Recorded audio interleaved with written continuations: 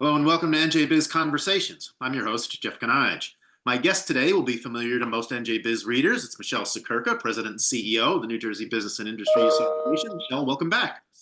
So nice to be back. Thanks, Jeffrey. Thanks for taking the time. I appreciate it.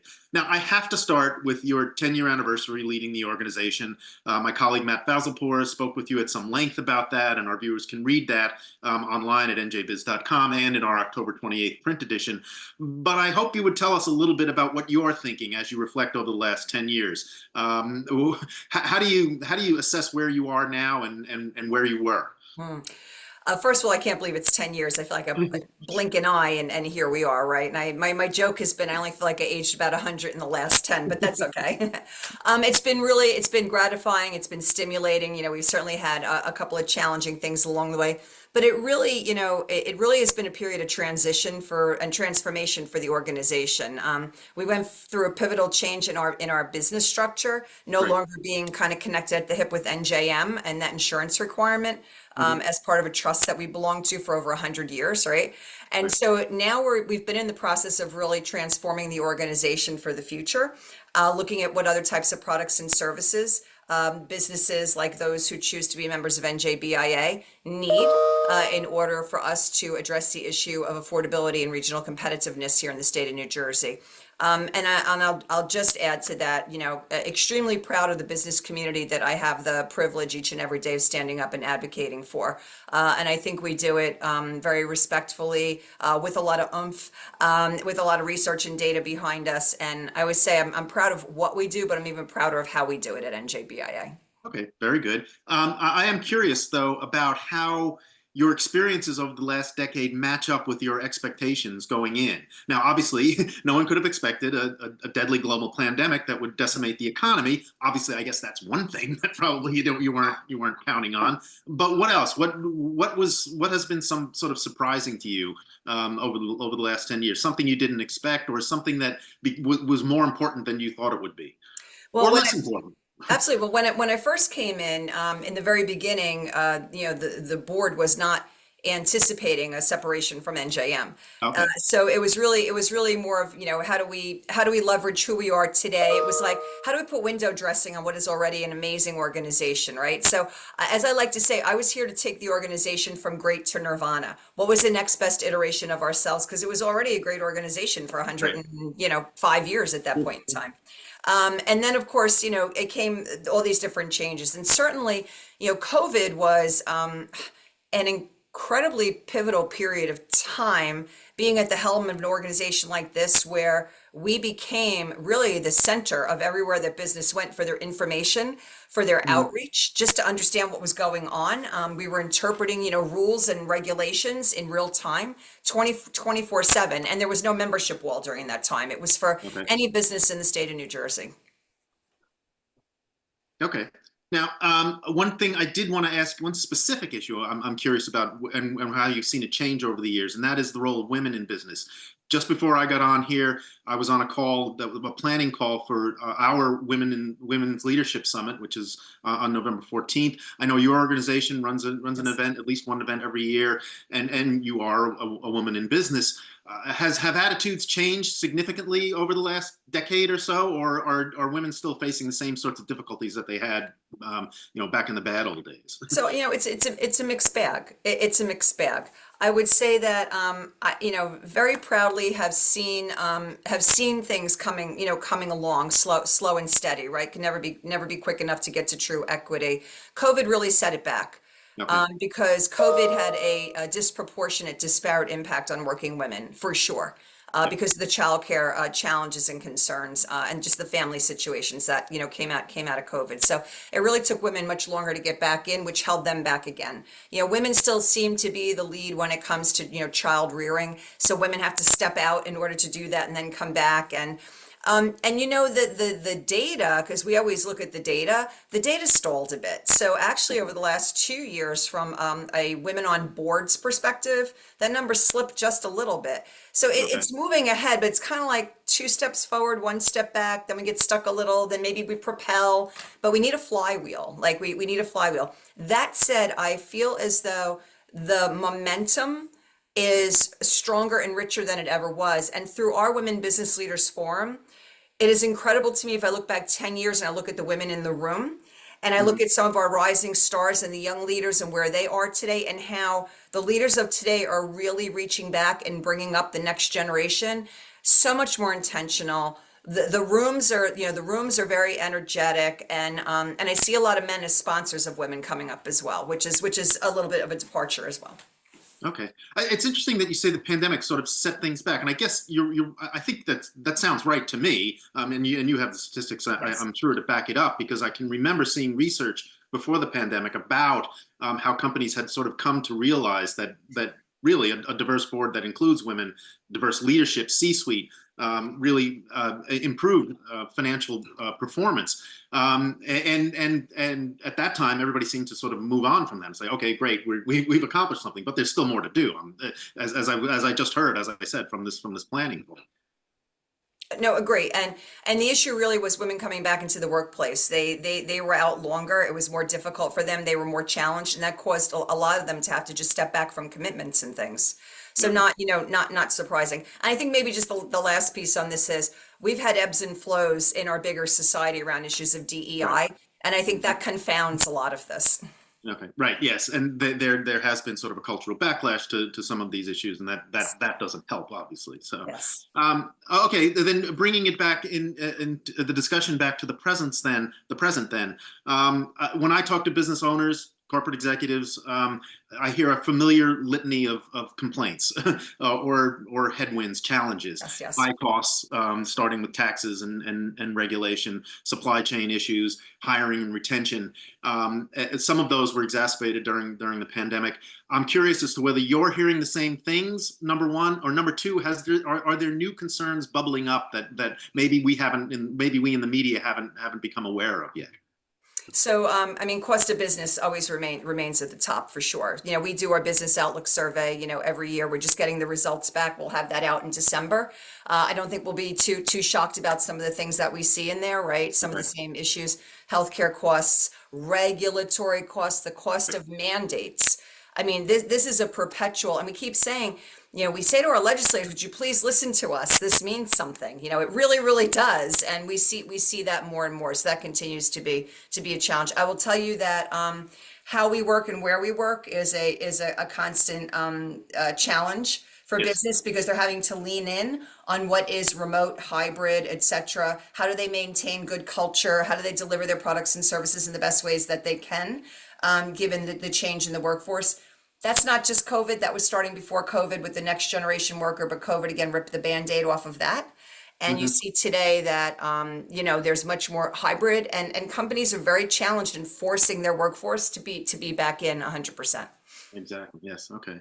All right. Now, again, staying on the issue of costs, we just had a panel discussion about energy, and obviously, the cost of energy, particularly for manufacturers, is a massive issue. The Murphy administration has set some ambitious goals for moving away from fossil fuels.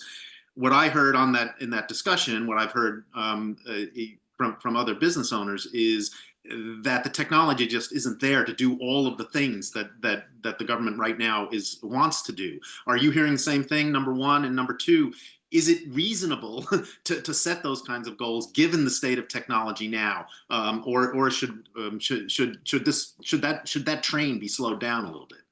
Yeah, no, we definitely want to have aspirational goals when it comes to clean, green energy, Sure. right? Mhm. 110%, but we have to be realistic in how we get there and the pace of getting there.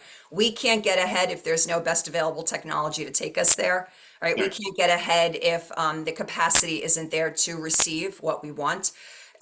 We should be concerned that we've got all this innovation and AI coming our way, and that results to clouds and tech centers and tech hubs, and we don't have capacity for these tech hubs. Right. So what are we gonna do with that? How are we gonna get these great projects online? How are you gonna plug in all the cars you want to plug in when the grid is not available for that right now? When you've got economic development projects sitting out there not able to plug in too, and then the issue of affordability, of course, right? So there's best available technology to take us there. What's the cost of the technology at what point in time?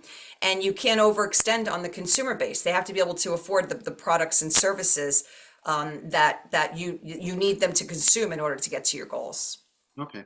By the same token, the climate change, it will also impose costs on businesses, and on the other hand, you have your utility bill in your hand right now that has to be paid, and on the other hand, you're hearing that climate change is something that's going to Yes. hit, really affect us in the future.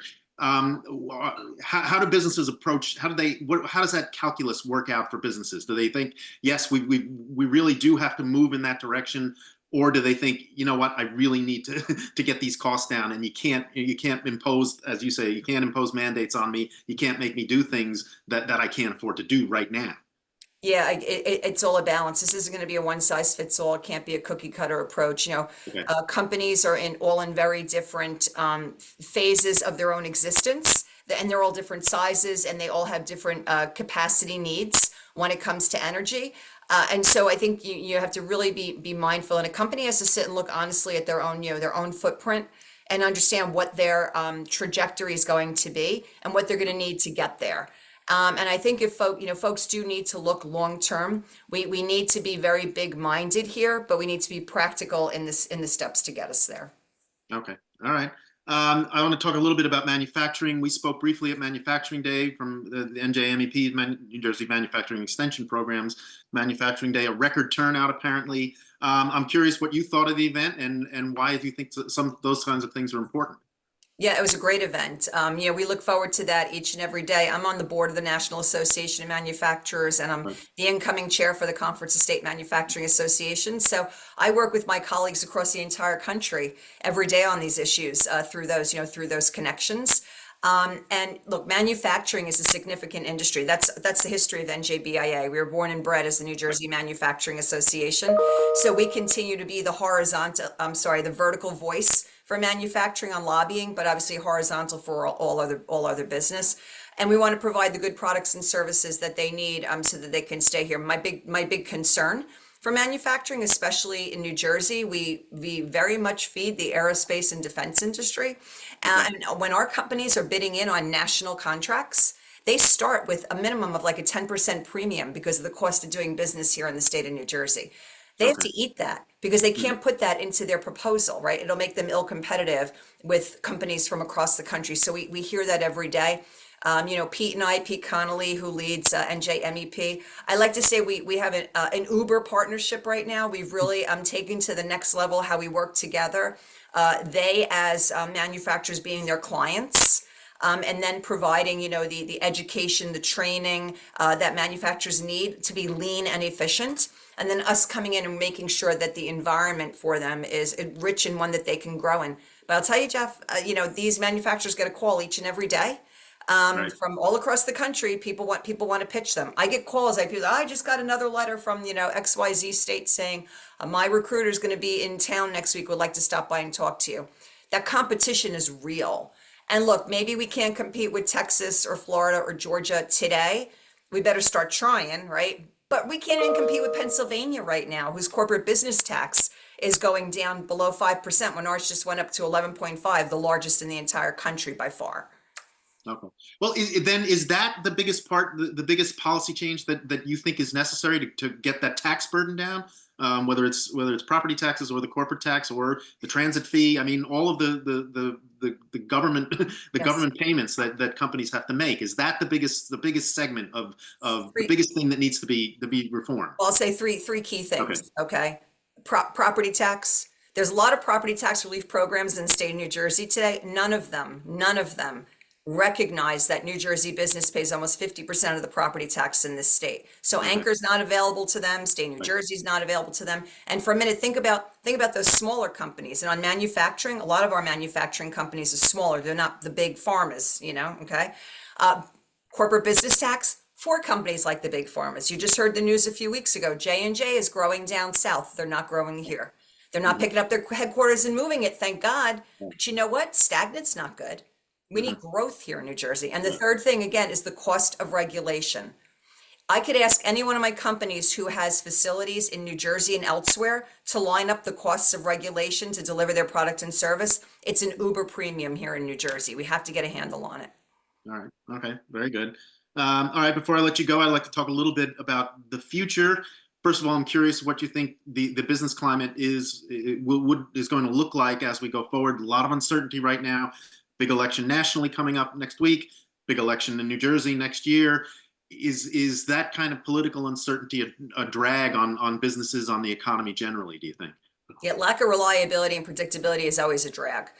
Always a drag. However, I think we've become so resilient to change because it's so dynamic and so fast paced that business handles it better than they did before. Also, all these companies are scenario building for 10 different types of scenarios and contingencies. Well, what if this? And then what's the second order effect of that? And what is this? And what's the second order effect of that? Right? So these companies are way savvy in how they're looking at, the future of the what ifs. Because it's such a dynamic time. So look, it's a week before the election as we're speaking right now, right? We don't know what the impact's going to be, but I think these companies are ready to be resilient and respond to what might be coming at them because they've thought about it. We're very excited about the fact that we have a governor's election next year, right? Governor Murphy is in the last year of his term. We have some very excellent candidates who have presented themselves to be governor who have tremendous plans for New Jersey. So I'm looking forward to seeing these horses in the race and how their agendas are going to go. And I want to see who makes it through the primary. And that NJBIA is ready. Well, we're already doing it now with the candidates, right? But the day after the primary, we've got an agenda to hand to those two candidates to say, work with us now and let's set your platform and see who becomes governor. And we'll be ahead of that race too. Okay, well, the second part of that was what I was curious as to what you're hearing from members about their confidence, their optimism. It sounds like they're preparing for a lot of different possibilities. In general, are they confident? Are they optimistic? Do they see growth in the future, or are they cautious? I would love to say, we had years ago, I would use the term, cautiously optimistic. Yeah. I'd say that while we try to while we try to keep our glass half full all the time, I think we're very pragmatic about what the challenges are that lie ahead. Look at our fiscal budget here in the state of New Jersey. The next governor coming in, that budget is like a bust, okay? How are we going to get around that? And what are we doing today to think about that? Not to think about it in February 2026. And I think we have some candidates that are thinking long and hard about that. And I think we have some candidates that are more mainstream, middle. I'll remind us all that New Jersey is a very moderate state. At the end of the day, we tend to be very purple, right? And we're not bleed blue and we're not diehard red. We are more in the middle. And so I'm excited that we have candidates who are more moderate and in the middle. And I think we can have some good opportunities, maybe at some good problem solving solutions that will take into consideration the needs of the business community. Okay. And finally, I have to ask you, what's ahead for the next 10 years? What are your biggest challenges and priorities? If you don't want to look 10 years down the road, say 10 months down the road. Sure. I mean, I'm going to say I'm a 1, 3, 5 year looker. Okay. And because everything is so dynamic these days, that 1, 3, 5 is it's like very fast, right? So one is like, the now, where are we now? What do we need to be preparing for, in this immediate moment? And right now, a lot of that is about getting through this presidential election, letting the dust settle, and seeing how some of this federal policy affects us here in New Jersey and making sure we're staying ahead of it. And again, I feel very honored that I have the lens through my board seat at NAM to have a higher seat, like on some national issues. And we work really well with our congressional delegation. So hopefully, we're going to have a new senator as well. So how is that new senator going to, going to receive working with the business community in their new role, right? 3 years obviously is going to be bringing the next governor in. So we're already working on what does January 2026 look like? We've got a blueprint for our agenda of what the business community needs come January 2026. I'm looking forward to working very closely with that new administration, the leadership and who they surround themselves with. To execute on that agenda on behalf of business community. And from there, if I think 5 years out, that'll be dated by tomorrow because of how the changes that we'll have. All right. Well, we'll leave it there then, and we'll get you back at some point to talk about the 5 years or beyond. Look forward Michele to it. Siekerka, President and CEO of the New Jersey Business and Industry Association. Thank you very much for taking the time today. I really appreciate it, and I do hope you'll come back. Thank you, Jeffrey. It was wonderful. So glad to catch up. Thank you. And thank you for watching. Until next time, stay safe, everyone.